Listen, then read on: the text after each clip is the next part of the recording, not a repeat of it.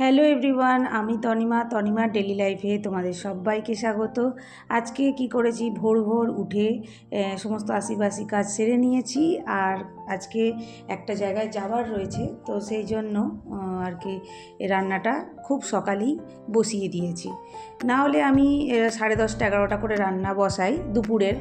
তো আজকে যেহেতু বাইরে যেতে হবে সেহেতু আর কি একটু তাড়াতাড়ি রান্নাটা করে নিচ্ছি। এখানে আলু আর ওল দিয়ে একটা তরকারি করছি, আর হচ্ছে পাবদা মাছের ঝাল আর ঝিঙে আলু, ওটা একটু সর্ষের তেল আর লবণ দিয়ে মেখে নেব। আর আমি কি করব না, খেয়েই আজকে যাব, তো সেই জন্য এখানে রান্নাটা সেরে নিচ্ছি। আর পুজোটা আমি করে নিয়েছি, আর খুব তাড়াতাড়ি পুজোটা আজকে হয়ে গেছে। যেহেতু একটা জায়গায় যাব, কোথায় যাব সবটা শেয়ার করব। আজকে যাব আমার পিসুমশাইকে দেখতে।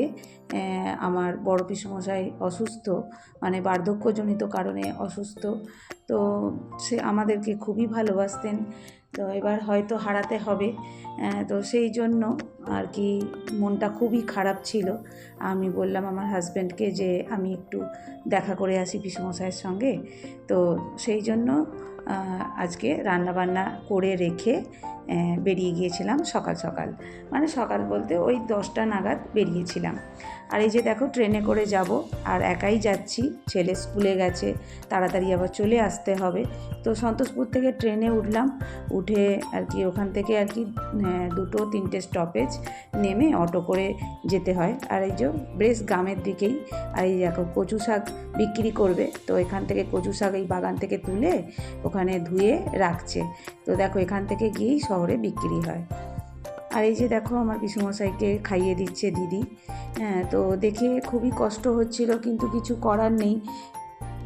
যাওয়া আর আসা এটাই হচ্ছে পৃথিবীর নিয়ম, তবুও মন যে মানে না, কি বলবো। আর তারপর ওখান থেকে তাড়াতাড়ি করে বেরিয়ে পড়েছিলাম, কেন কি ছেলে স্কুলে গেছে, ও বাড়ি ফিরবে। তারপরেই আস্তে আস্তে দেখছি রাস্তায় প্যান্ডেল বাঁধা শুরু হয়ে গেছে। আমি ভেবেছি অন্য প্যান্ডেল, অন্য পুজোর প্যান্ডেল, বলছে না এটা দুর্গাপুজোর প্যান্ডেল। তো সেটা একটুখানি ভিডিও করলাম। আর এই যে দেখো তাল নিয়ে চলে এসেছে আগের দিনকে, কেন কি আমাদের পরের দিন পুজো আছে, ভাদ্র মাসের লক্ষ্মী পুজো আছে। তো সেই জন্য আগের দিনকে তাল নিয়ে চলে এসেছিলো বাজার থেকে। যেহেতু আর কি সকালবেলা আমি রান্নাবান্না সেরে বেরিয়ে গিয়েছিলাম, সেহেতু সকালবেলা এই কাজটা করে রাখি, করা হয়নি। তো ওখান থেকে এসে একটুখানি গা ধুয়ে নিয়েছিলাম, ধুয়ে নিয়ে জামাকাপড় ছেড়ে তারপর ঠাকুরের কাজে লেগে পড়েছি। এখানে একটুখানি তালটা চেঁচে নিলাম, নিয়ে এখানে এই যে পাল্পটা বের করে নিয়েছি, বের করে নিয়ে আর কি বানাবো তালের বড়া। পুজোতে মানে পরের দিনকে সকালবেলা ঠাকুরের পুজো আছে, কিন্তু আমি আগের দিনকে থেকে আর কি তালের বড়াটা করে রেখে দিই। তাহলে কি হয়, সকালবেলা উঠে অত মানে চাপ হয় না, মানে চাপ লাগে না, একা হাতে করব পুজো। তো সেই জন্য আর কি আগের দিনকে আমি এই যে তালের বড়া বানাবো বলে হচ্ছে এটা মাখিয়ে রেডি করে রেখে দিলাম।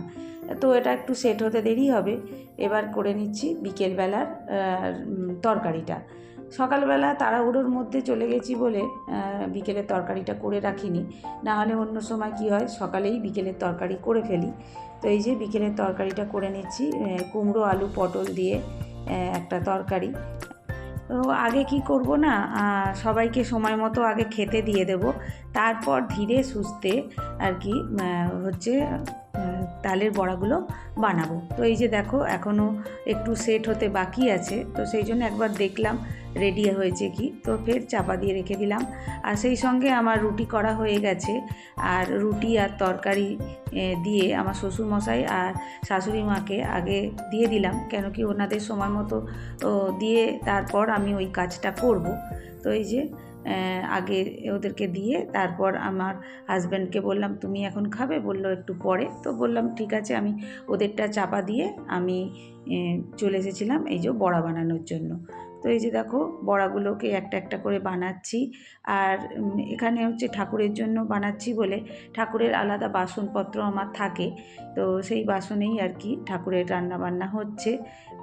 আর কিছু জোগাড় বাকি রয়েছে, রাত্রেবেলা ওগুলোকে সেরে রেখে দেব। তো আজকের ভিডিওটা আমি এখানেই শেষ করব। যদি আমার এই ভিডিও তোমাদের ভালো লেগে থাকে অবশ্যই বলবো সাবস্ক্রাইব করে পাশে থাকার জন্য আমার নতুন বন্ধুদের। আর পুরনো বন্ধুরা তোমরা তো আমার আছোই সাথে, তোমাদের ছাড়া আমি কখনোই এগিয়ে যেতে পারবো না। এই যে দেখো অনেকগুলো তালের বড়া হয়েছে। আর তারপরে আর কি ঠাকুরের যে চৈকিতে ঠাকুর পুজোটা হবে সেই চৈকিটা ধুয়ে নিলাম, ডাল ছোলাটাও ভিজিয়ে রেখে দিলাম রাতে। আজকের ভিডিওটা এখানেই শেষ করছি। টাটা।